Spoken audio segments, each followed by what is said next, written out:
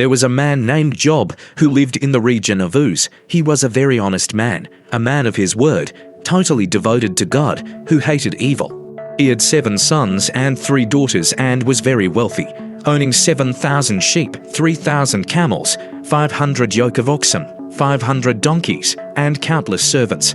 Indeed, he was the most important man in all the East. His sons used to hold feasts in their homes and always invited their 3 sisters to celebrate with them. After the feasts, Job would rise early in the morning and offer a sacrifice for each of his children, thinking, perhaps one of them has sinned and cursed God in their heart. Job constantly offered sacrifices in case one of his children had committed a sin. One day, when the angels came to present themselves before the Eternal, Satan, the accuser, came with them. The Eternal looked at Satan and asked, "Where have you been?" Satan answered the Eternal, "I have been roaming around the earth, observing how things are going there." The Eternal said to Satan, "Have you noticed my servant Job? There is no one like him, honest and loyal to his word, totally consecrated to God, and who hates evil." Satan retorted, "So you think Job is this way out of pure goodness of heart? No one is that good. You pamper him like a child, protecting everything so that no harm comes to him, his family, or his wealth. You even bless everything he does. That's why he remains faithful. But what would happen if you took away everything he has? Surely he would curse you openly without a doubt." The Eternal responded, "Very well, then we will see.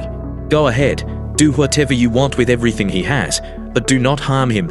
Then Satan left the presence of the Eternal. Some time later, while Job's children were gathered at the eldest brother's house during another one of their feasts, a messenger came running to Job to say, "The oxen were ploughing the field, and the donkeys were grazing nearby when the Sabaeans attacked. They stole the animals and killed all the workers. I am the only one who survived to tell you what happened." The man was still speaking when another messenger arrived and said, "Lightning fell from the sky and struck the sheep and the shepherds. I am the only one who survived to tell you what happened." Before he had finished speaking, another messenger came with news. 3 bands of Chaldeans came and attacked the camels and massacred the workers.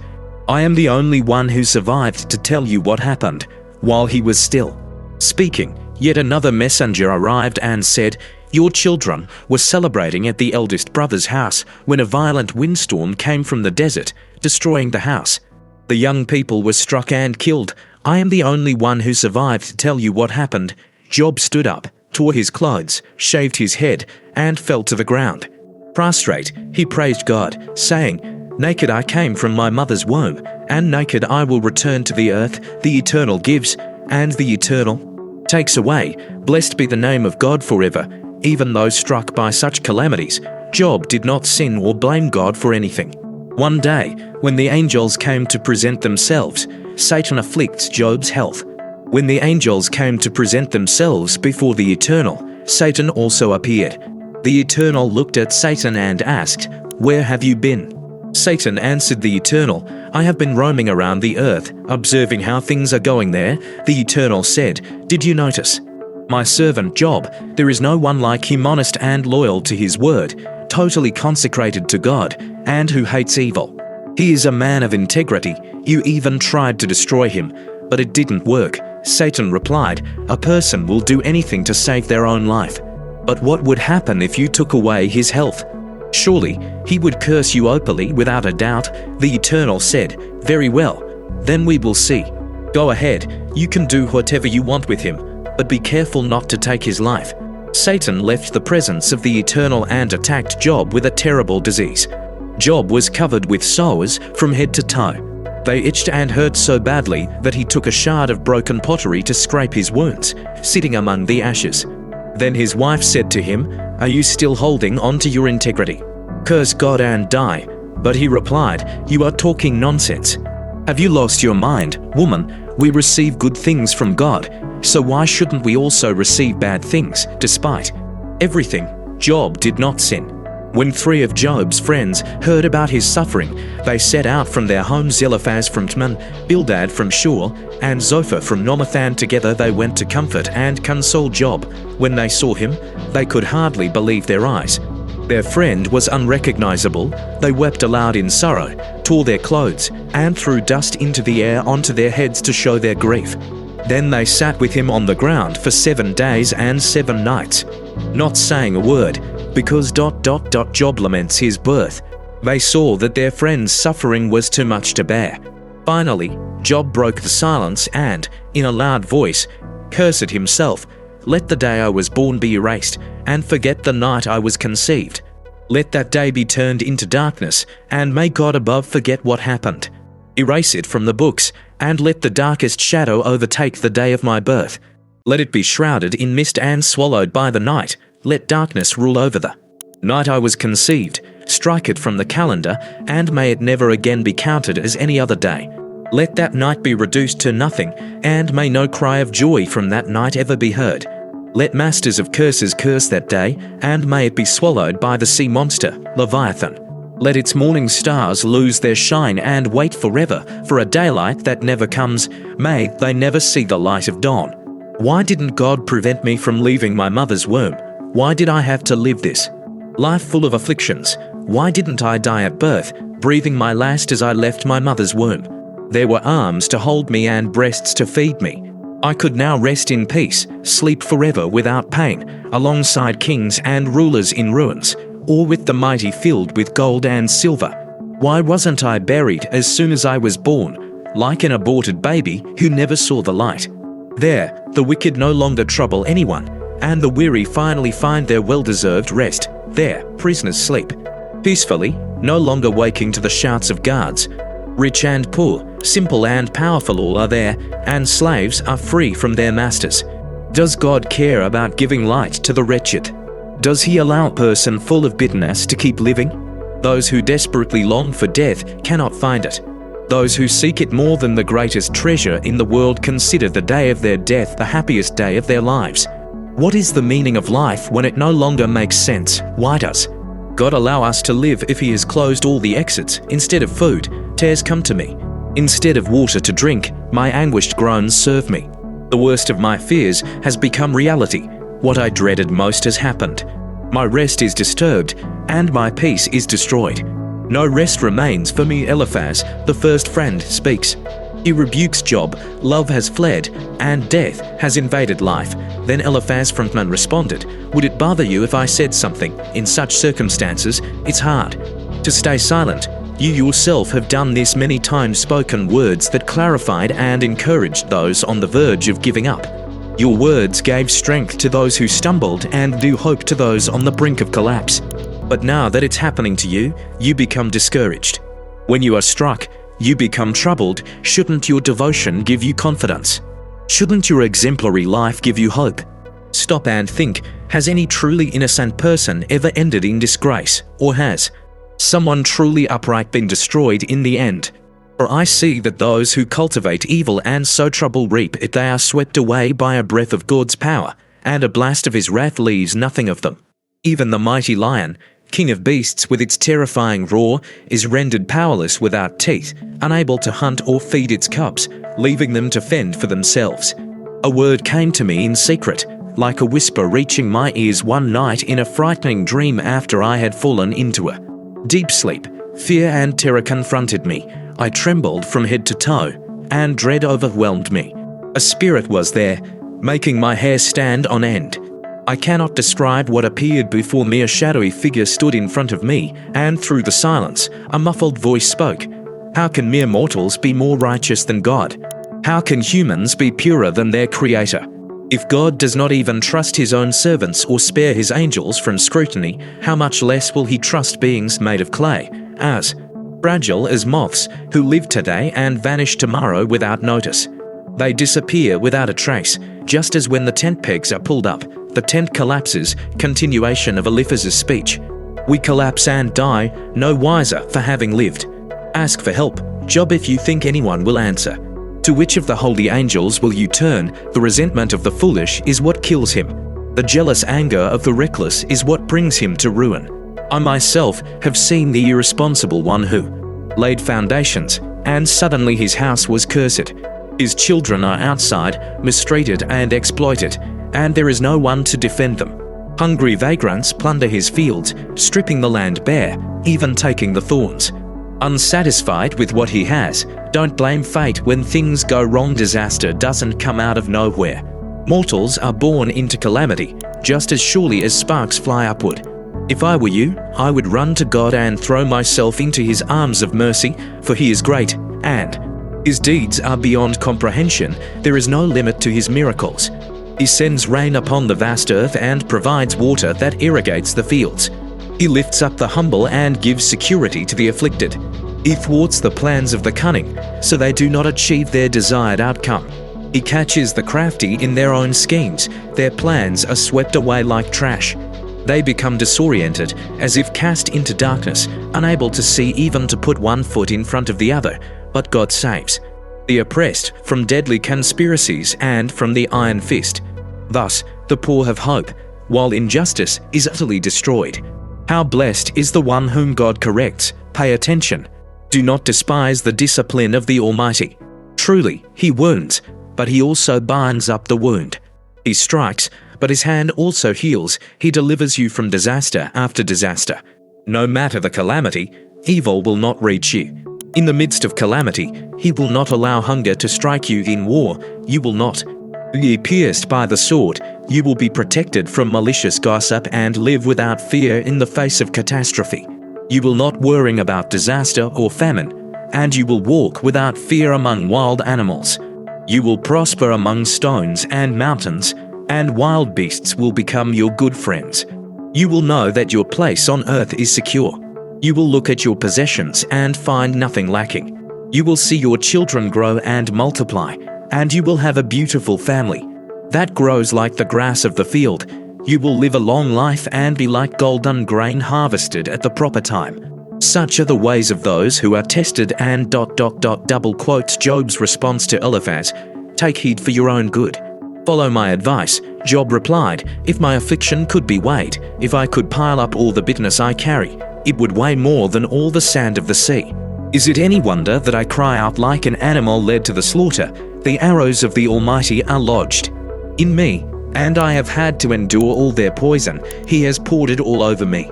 Donkeys bray and cows moo when they have no pasture, so how can you expect me to stay silent? Look at what God has done to me. The suffering is so great that I cannot eat anything. I've lost my appetite. My stomach is churning, and I feel utterly rejected.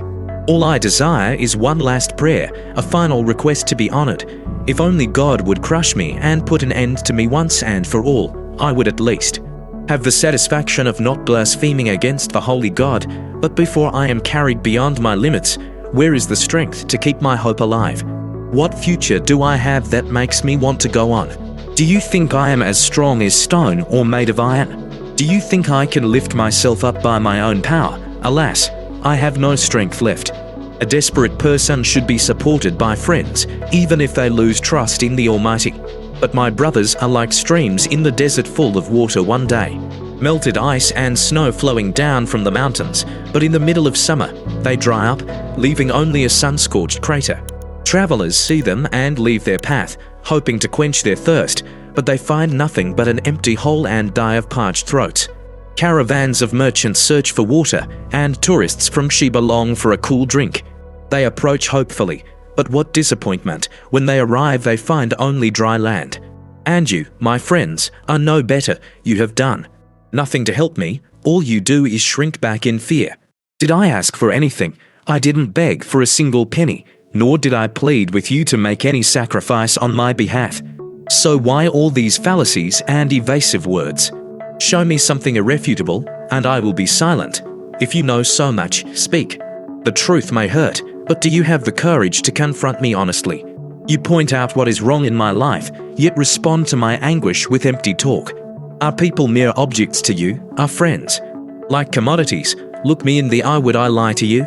Do not be unjust now, without double meanings. Think carefully. My integrity is at stake.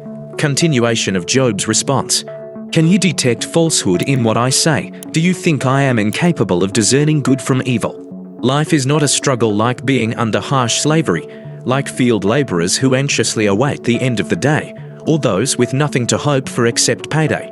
I am handed over to a life that wanders aimlessly, and leads nowhere. Months of deceit, nights of affliction and disaster.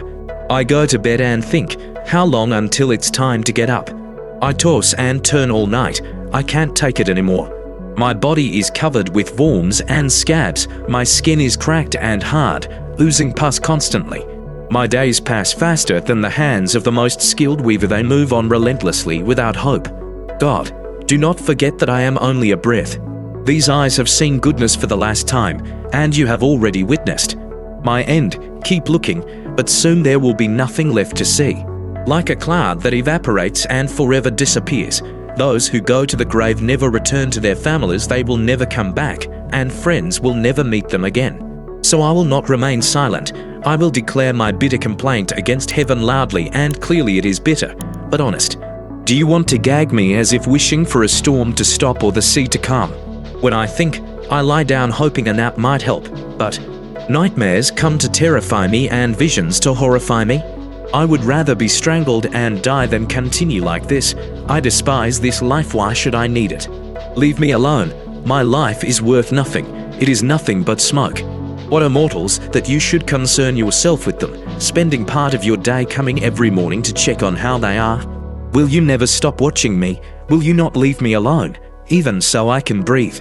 Even if I have sinned, how does that harm you? You are greater than everything, responsible for all humanity. Why have I become your primary target? Why not simply forgive my sins and start anew? Bildad, the second friend, speaks, rebuking Job. Soon I'll be dead, given how things are going.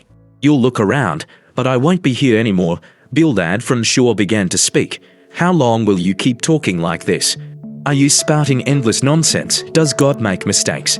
Would the Almighty let something slip by him? Clearly, your children sinned against him. Why else would God have punished them? Here's what you need to do. Kneel before the Almighty. If you're as innocent and righteous as you claim, it's not too late. He will come running and set things right again. He will restore everything, even if you don't believe it now. You'll be better off than ever before. Bring up the matter with our ancestors. Study what they learned from their forebears. We have much to learn, for we are newcomers, and life is so fleeting that we barely have time. Why not let the wisdom of our ancestors teach us and instruct us in what they know through experience? Can mango trees grow without soil? Can delicious tomatoes exist without water?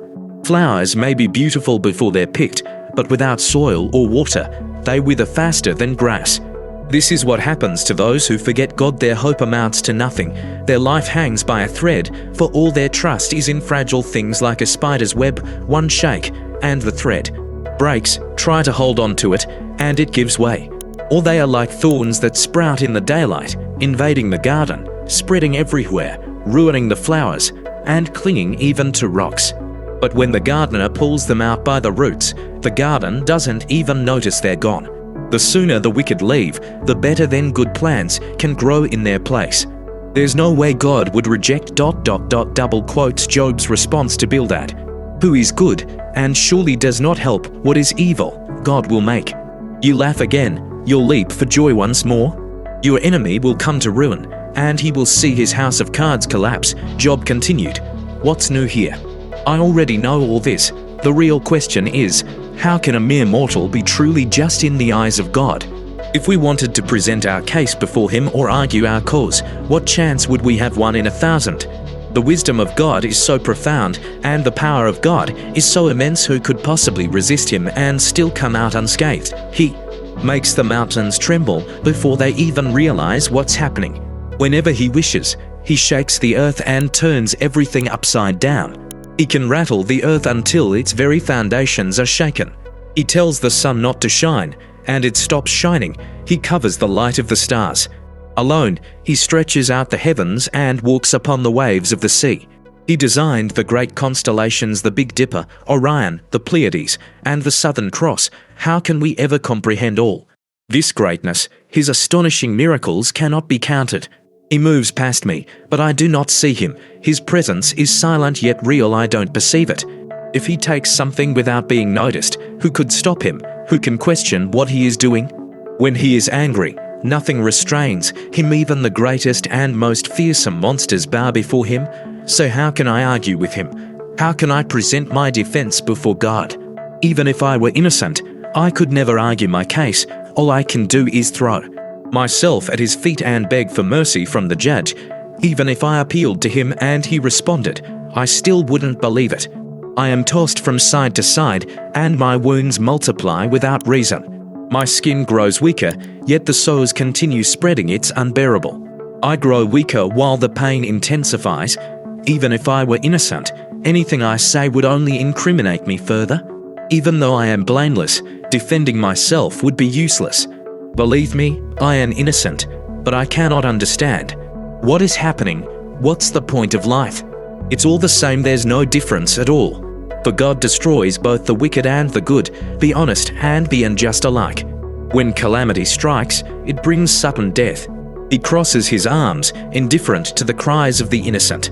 He allows the wicked to take control of the world, appointing judges who cannot discern right from wrong. If he isn't responsible, then who is? My time is short. What remains of my life is slipping away so quickly that I haven't even had a chance to savor joy. My life is rushing by like a swift ship or an eagle diving to capture its prey. Even if I said, I will ignore all this, focus only on the bright side, and try to keep smiling, these disasters would still devour me from within. I know I will find no relief or peace. They have already declared me guilty. What good will my protests do? Even if I scrubbed myself clean and washed with the finest soap I could find, I would still be thrown into a bottomless pit until the stench became unbearable. God is not a man like me. He is not my equal, so I cannot face him in court. Oh, how I wish there were an arbitrator, a mediator, who could break God's overwhelming power over me and free me from this terror. Continuation of Job's response, so that I could breathe again. Then I would raise my voice and present my case courageously. But as things stand, there is no chance. I can no longer endure this life. I cannot bear it any longer. Therefore, I pour out everything without holding anything back, all the complaints and bitterness of my soul. Job prayed, I will present what is in my heart. God, do not declare me guilty without allowing me to know the accusation. You yourself created me and declared me good, so why do you make me go through so much suffering? Why do you reject what you formed with your own hands and bless the schemes of the wicked? Do you not see as we mortals do? Do you look only at appearances? Are you not? Limited by time as we are, you have all eternity to accomplish your works. So why do you search for guilt and sin in me as if looking for a needle in a haystack? You know I am not guilty, and you also know that no one can help me. You formed me like a vessel with your hands, but now you will shatter me into pieces. Do you remember the work you did with clay? Now you will reduce me to dust. Oh, the marvelous conception, the union of male and female. What a great miracle, the skin and bones, the muscles and the brain. You gave me life, unfathomable love, accompanying even my every breath. But you never told me about this part. Nor could I imagine that if I took even one step, you would be watching and would let nothing pass unnoticed. If I am truly guilty, I am lost. But if I am innocent, it doesn't matter, I am still lost. Inside me flows bitterness. I am completely submerged in affliction. I try to defend myself as best as I can, but you are too strong for me, relentless, like a lurking lion. It is impossible. You always find new witnesses against me, and your wrath only grows, piling up on my pain. So why did you make me be born? Oh, that no one had ever seen me. I wish I had never lived, that I had been buried without ever taking a breath. Could it end now? Zophar, the third friend, speaks, rebuking Job. Discussion about my life. Could you give me a break so I can smile for a moment before I die and I am buried? Before I'm placed in a closed coffin, banished with no return to the land of the dead, where I'll be hidden away in darkness. It was Zophar of Nomath's turn to speak. Enough of these words. Isn't it time to put an end to them? Should we really allow this endless speech? Do you think you can keep talking without us saying anything? Do you expect us to silently tolerate your insults and mockery? You claim, my doctrine is perfect and my conduct is flawless. Oh, if only God would reveal his thoughts about you and show you what true wisdom really is, for true wisdom is far more complex than you realize. But be certain of this, you haven't even received half of what you deserve. Do you think you can explain the mysteries of God? Do you believe you can fully comprehend the Almighty? God is far higher than your mind can grasp, deeper than your understanding can reach. He extends beyond the horizons of the earth and is greater than all the oceans and seas combined. If He commands that you be seized or dragged into court, what will you do? He perceives lies from afar and recognizes evil from a distance. No one can deceive God. Thus, the ignorant will only become wise on the day a mule learns to speak. But take heart if you open your heart, call out to God, and stretch out your hands to Him. If you cleanse your hands of sin and refuse to harbor evil in your home, then you will be able to face the world without shame and walk securely without fear or guilt.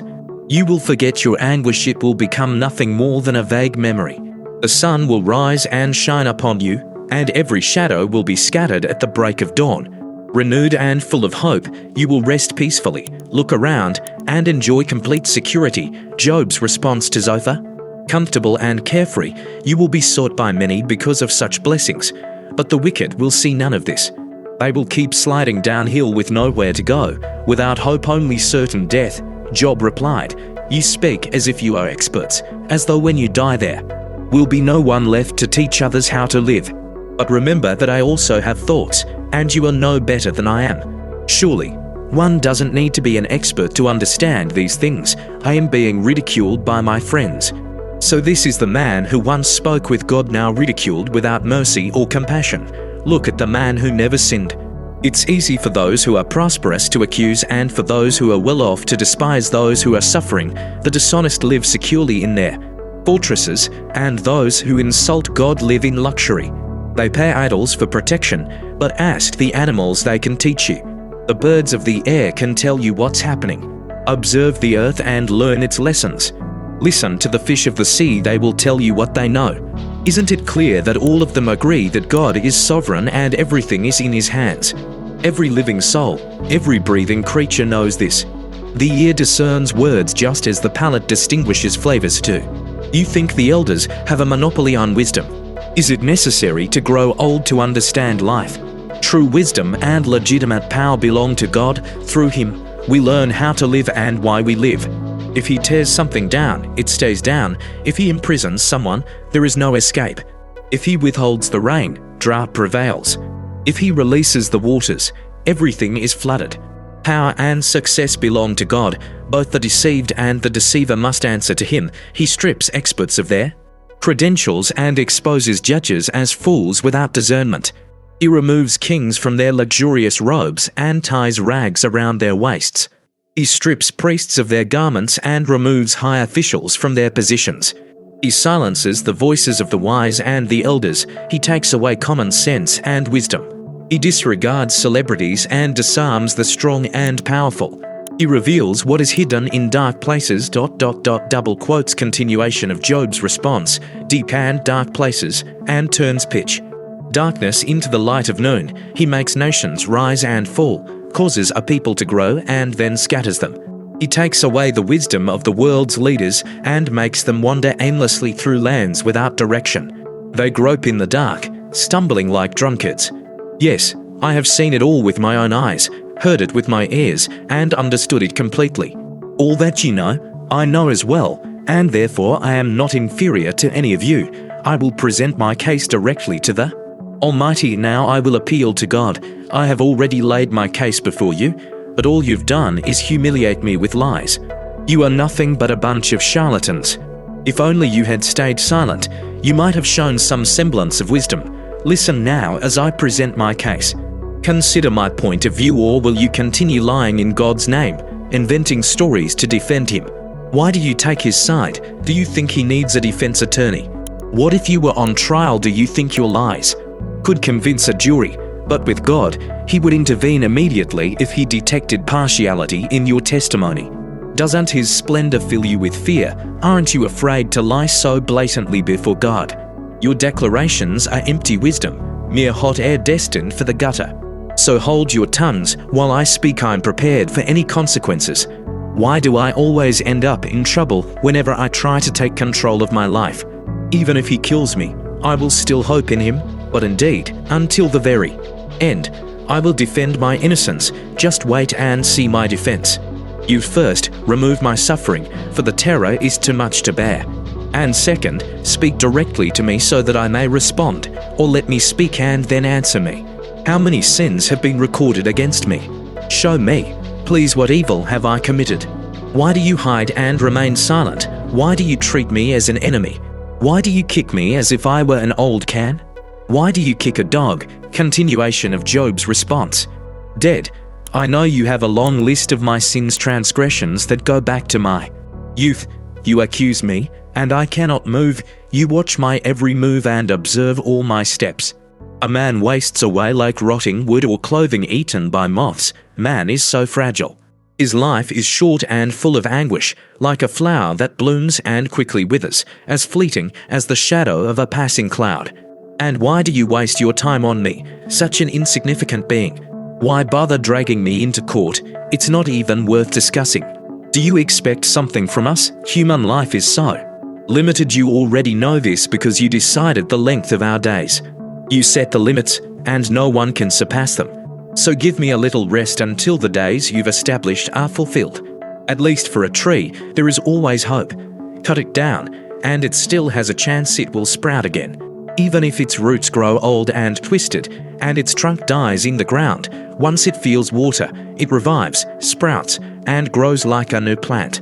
But what about a human? He dies and does not return. He breathes his last, and everything ends. Like the water of a lake evaporates, or the riverbed dries up, so a man lies down and never rises again. Why don't you just bury me and forget about me for a while until your anger subsides? You could set a time to remember me again. If a man dies, will he live again? I ask this during all these difficult days. I continue to wait for the day when I will receive deliverance, longing for the creature you have made. You will call me, and I will answer you. Will watch every step I take, but you won't count how much I have erred. My sins will be tied up in a sack and thrown into the sea. They will sink to the bottom of the ocean. But just as mountains can crumble and rocks change places, as waters wear away stones and the ground suffers erosion, our hope is reduced to dust. Eliphaz speaks again. You are too much for us, and you always have the last word. Our frustration is evident in our expressions. But still, you dismiss us, whether our children succeed or fail, we'll never know, nor will we care. We only feel our own pain and lament our own suffering. Eliphaz from Teman spoke a second time. If you were truly wise, you wouldn't speak like this. You wouldn't throw words to the wind or utter such absurdities in such a serious discussion. Look at yourself. You trivialize everything, turning spiritual matters into empty chatter. Your sin has taught you to speak this way. You've chosen the language of a slick talker. Your own words reveal your guilt. It's not me accusing you, you're condemning yourself. Do you think you're the first to face this? Were you born before the mountains existed, or present when God created everything? Do you think you know everything? What do you know that we don't? What insight do you possess that we lack? Grey beards and white hair mean nothing. There are people older than your father on our side. Yet, to you, God's promises aren't enough, and our gentle words don't comfort you because you let your emotions control you. Do you need to kick and spit fire in every direction in rebellion against God? How can you let words like these come out of your mouth? Do you think it's possible for a mere mortal to be flawless in the eyes of God? How can a human claim to be righteous? Look, God doesn't even trust his own angels. Heaven itself isn't pure in his sight. So how much less are we humans, filthy and corrupt, who drink wickedness like water? I have a few things to say to you. Pay attention. Speaking from my experience, as wise men have always taught, without holding anything back, passing down what they learned from their fathers long ago when they owned all this land. For those who live by their own laws and not by God's, there's nothing but anguish, and the longer they live, the worse it gets. Even the smallest noise terrifies them. When they finally think they're at peace, disaster strikes. They panic because their situation never improves. They live with a noose around their necks, wandering here and there in search of food every day. It's judgment day for them. They live in constant terror, always cornered, because they insist on raising their fists against God, challenging the Almighty, constantly fighting Him, and always on the defensive. Even if they seem healthy, energetic, and cheerful, they'll end their days in ruins, sleeping in broken-down shacks falling apart. They'll never prosper or amass wealth, and then comes death don't think they'll escape. Their end will be like dry grass, a mere breath from God will be enough to knock them down. There's a lesson here. Whoever invests in lies will receive them back with interest, paid in full before the due date. Job's response to Eliphaz. Their investments will be like fruit destroyed before it ripens, like a flower bud torn off before it blooms. The wicked are unfruitful.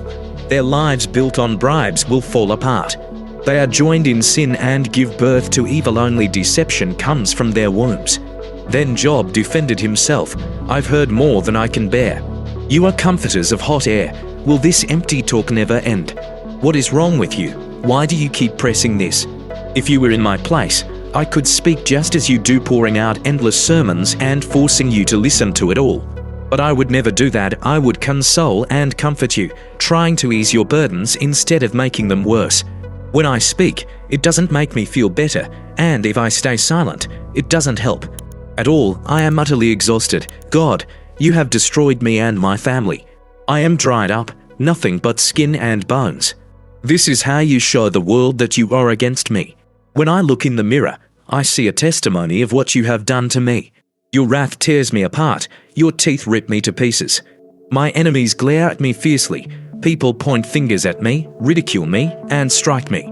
Everyone gangs up to persecute me, and God simply watches, allowing the wicked to do this. They do whatever they want with me. I was living my life peacefully when God struck me. He grabbed me by the neck and threw me around.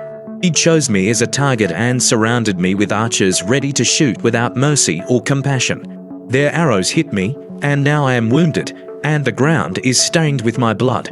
He has destroyed me time and again, falling upon me like a fierce wrestler.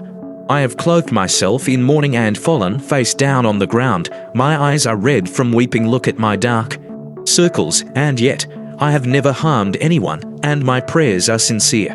O earth, do not hide the wrongs done to me. Do not silence my cries or my protest.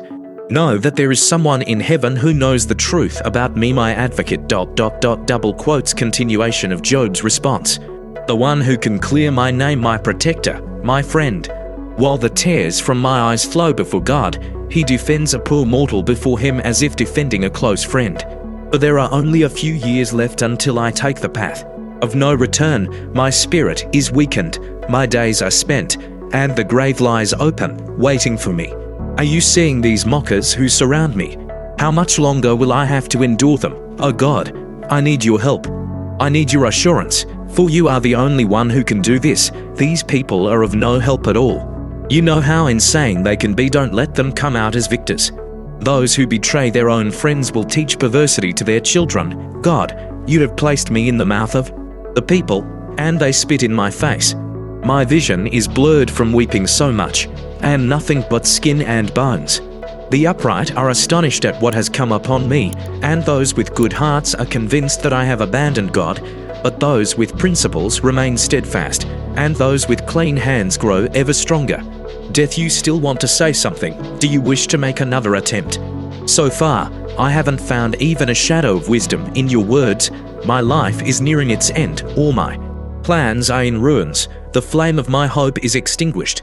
They say that night will turn into day and that dawn is about to break. But if all I have to look forward to is going to double quotes. Bildad speaks again. To the cemetery if my only hope of comfort is the grave. If I am to rot after being buried and worms will be my only companions, how can you speak of hope? Will someone help me find it? No, hope will be buried with me. We will rest together under the earth. Bildad from Shua joined the conversation. Let's stop this game of words. Honestly, be reasonable, and we can talk. Why do you treat your friends like animals? You look at us as though we know nothing. Why do you think you're so superior that the whole world should adapt to you? You should change. Here's the rule. The light of the wicked goes out. Their brightness dims and is extinguished. Their homes grow dark. The lamp of their life is snuffed out. Their strong steps falter, and they stumble into their own traps. They become entangled in their own ambush. Their feet are caught tightly in the snares they set. They trip over the ropes they hid and fall into the pit they themselves dug. Terror comes at them from every side. They run as fast as they can, but afflictions are ready to devour them, and disaster is about to pounce with its claws. They are ripped from the comfort of their sweet homes and dragged straight into the dwelling of death. Their lives vanish like smoke, fire and brimstone spread through. Their ruins, their roots rot, and their branches wither. They won't even be remembered. They are buried like nameless paupers, thrown from light into total darkness, completely banished from the world. They leave empty-handed, without a single child or any sign of the legacy of their life on earth. From the east to the west, everyone is terrified and horrified by their end. Behold, this is what happens to the wicked. This is the fate of those who ignore God.